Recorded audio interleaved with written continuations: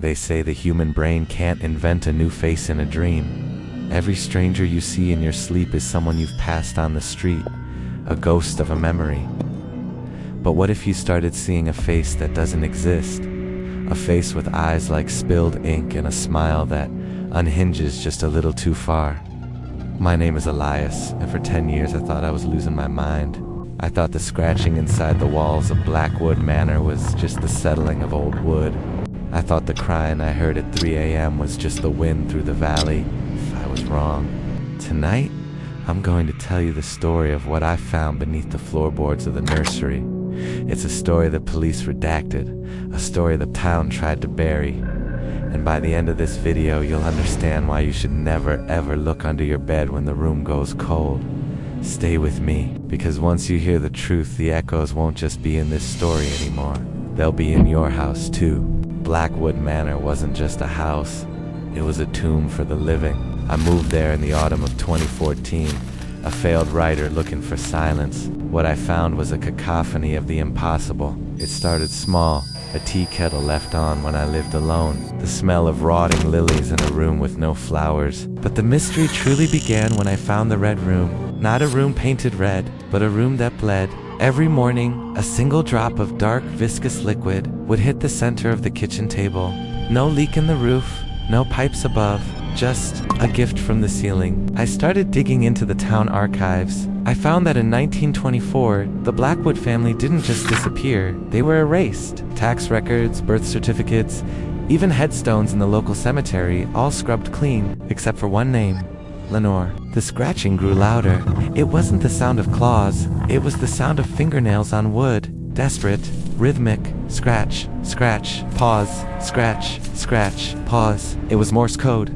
I spent 3 nights without sleep, coffee-stained and trembling, translating the walls. It only said one word, over and over again. Watch. I followed the sound to the basement. I tore through the insulation, my hands bleeding until I found it. A hidden crawl space behind the furnace. Inside was a small wooden chair, and sitting on that chair was a porcelain doll, wearing a dress made of real human hair. But that wasn't the mystery. The mystery was the camera tripod set up in front of it. An old 16mm film camera pointed directly at the chair. I found the film reels in a rusted tin. When I played them, I didn't see a ghost. I saw myself, not me today, me as a child, in this house. 30 years ago, the realization hit me like a physical blow. I wasn't a stranger who moved into Blackwood Manor. I was the one who survived it. The ghost wasn't trying to scare me. It was trying to remind me. I went to the nursery. I ripped up the floorboards. Beneath the rot and the dust, I found the secret. It wasn't a monster. It was a diary. Lenore's diary. My sister. The sister I had been forced to forget through years of trauma and repressed memory. The climax of my fear wasn't a jump scare. It was the moment I looked into the mirror in that nursery and didn't see my reflection.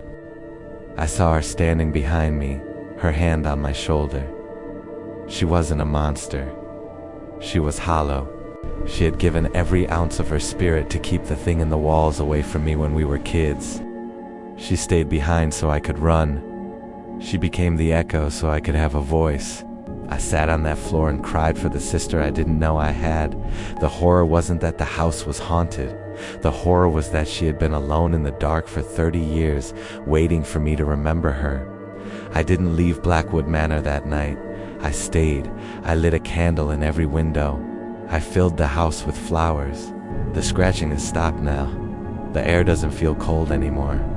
Sometimes when I'm writing, I feel a slight warmth on my shoulder, a phantom weight. We think we're afraid of the dark because of what's hiding in it.